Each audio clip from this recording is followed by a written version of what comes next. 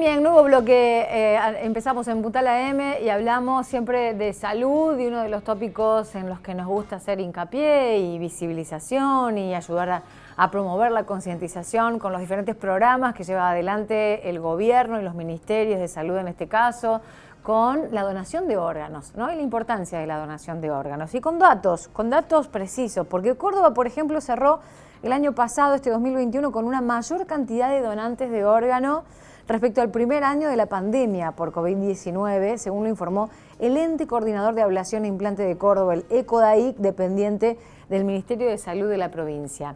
Y esto se debe a múltiples factores que nos gustaría hablar y analizar con el encargado justamente, que es el director de ECODAIC, el ente coordinador de ablación e implante de Córdoba, Marcial Angos, que ya está en línea con Puntal AM. Marcial, buen día, Paula lo saluda, ¿cómo le va?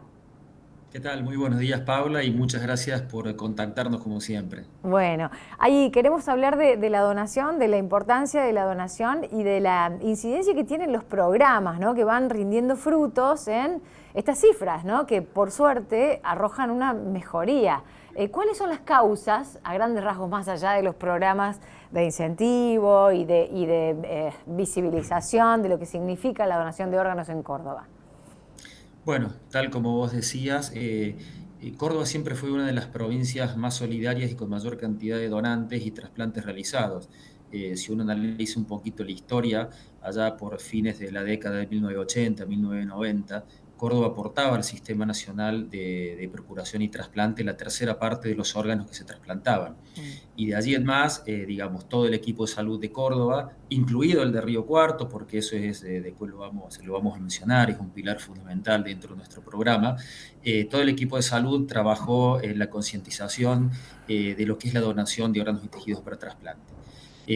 Nosotros tuvimos toda una historia que alcanzó su pico máximo, por decirlo de alguna forma, en el año 2019, donde no solamente en la provincia de Córdoba, sino también en la República Argentina, se alcanzó el récord en cantidad de donantes y de trasplantes realizados.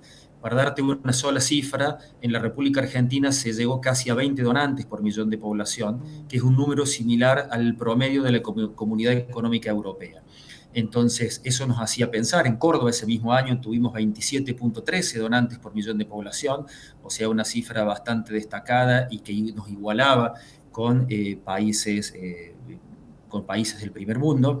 Pero bueno, ese 2019 nos hacía pensar que los próximos años, 2020, 21, 22, iban a ser superadores y sobre todo pensando en que mayor cantidad de donantes significa brindarle nuevas oportunidades a las personas que están en lista de espera. Claro, Pero sin bueno, duda. vino la pandemia, en el 2020, como todos conocemos, el mundo prácticamente se cerró y eso obviamente afectó al sistema nacional de procuración y trasplante. Y si bien hubo una disminución lógica en la cantidad de donantes, porque todo el sistema sanitario estuvo preparado y atento para dar respuestas a todo lo que era el COVID y sus complicaciones, pero a pesar de todas esas limitaciones, en el 2020 se realizaron más de 1.200 trasplantes en la República Argentina. Uh-huh. Bueno, Córdoba siguió esta línea de crecimiento. Y bueno, el 2021 tuvimos mayor cantidad de donantes y lo que va del 2022 ya tenemos 44 donantes si uno suma los donantes reales, que son aquellos donantes de órganos, y los donantes parada cardíaca, que son los donantes de tejido. Tuvimos 44 en total. Bueno, ahí Y si me paremos un permitís, poquito porque uno de quiero los pilares preguntarle, que porque si no, tiene... Marcial, vamos muy rápido. Yo Ah, perdón. quiero hacer hincapié en las cifras del 2021, que ahí muestra la contabilización de 75 procesos de procuración, que después quiero que me explique a qué le llaman el proceso, porque hace diferenciación en procuración y donación. 64 de órganos, 11 de tejidos, córneas, mientras que en el 2020 se obtuvieron 58 donantes. Entre los operativos de ablación, 30 fueron multiorgánicos y 34 monoorgánicos, y se procuraron en total 165 órganos y 119 córneas. ¿A qué se refiere con el tema de la procuración, la diferenciación en donación y de dónde provienen? Digo, si vienen más de gente que dona en vida o si se ha avanzado hacia esto que también nos costó bastante como sociedad, ¿no? Declarar que cuando dejemos de existir en vida podemos declararnos donantes, ¿no? Bueno, muchas gracias, Paula, porque me permitís aclarar algo que nosotros por así lo hablamos de manera muy natural. Cuando nosotros hablamos de procuración, no significa otra cosa que la obtención de órganos y tejidos para trasplante. Esto significa que una persona que fallece y se transforma en un potencial donante, de esa persona se extraen o se procuran los órganos y tejidos que después van a ser trasplantados. Vos mencionaste las cifras del 2021, el 2020 y en el 2019 tuvimos 101 donantes reales, 101 donantes de órganos, sumados a otros tantos 57 donantes de tejidos. Ese fue el número más importante. Y en 2022 ya tenemos 33 donantes de órganos y 11 donantes de tejidos. ¿Qué significa esto? ¿Es suficiente? Por supuesto que no, porque todavía hay en la República Argentina más de 10.000 personas esperando una oportunidad para seguir viviendo o mejorar su calidad de vida a través del trasplante, Diez y en mil Córdoba son personas. 943 las personas que habitan en la provincia de Córdoba. 10.000 están esperando un trasplante, Más, Marcial. más de 10.000 personas. Sí, esto, si me permitiste, marca una disparidad, porque a pesar de que en estos últimos 15 años, te podría decir, se aumentó mucho la cantidad de donantes en la República Argentina en general, pero el problema es que la lista de espera sigue creciendo, a pesar de que hay Claro. mayor cantidad de donantes y mayor cantidad de órganos disponibles. Entonces, eso tiene una explicación médica porque son cada vez mayor el número de enfermedades Mm. que hoy en día tienen como única alternativa de tratamiento el trasplante. Enfermedades que en el pasado quizás no tenían ninguna solución y lamentablemente esas personas fallecían, y hoy en día al menos tienen la oportunidad a través del trasplante de tener una nueva oportunidad para seguir viviendo. Bueno, y ahí me das pie para, a ver, hacer conexión con la otra parte de la pregunta que te hacía y que tiene que ver con la ley 27.447 de trasplante de órganos, sancionada en 2018, que establece que los argentinos y argentinas mayores de 18 años son donantes a menos que expresen lo contrario en su documento de identidad. Esto allanó un poco el camino, pero en general, ¿de dónde provienen las donaciones? Digo, de la donación voluntaria, porque hay una campaña de sensibilización, porque nos estamos educando al respecto, o porque, bueno, la ley lo establece así y ya no podemos manifestar lo contrario. No, mira, vos tocaste un tema muy sensible, porque a partir de la sanción de la ley en julio del año 2018, la ley 27447, que todos conocen como Ley Justina, y recordar que en su artículo más importante lo que establece es que todas las personas mayores de 18 años somos donantes, salvo que hayamos dejado expresamente nuestra negativa escrita en el Documento Nacional de Identidad. Ujú.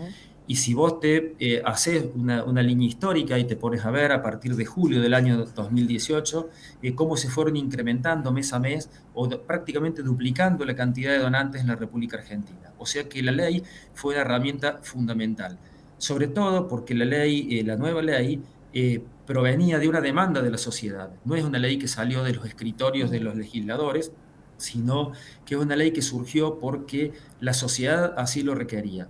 Para ponerle un número, más del 85% de la sociedad en aquel entonces estaba a favor de la donación y estuvo a favor de la sanción de la nueva ley.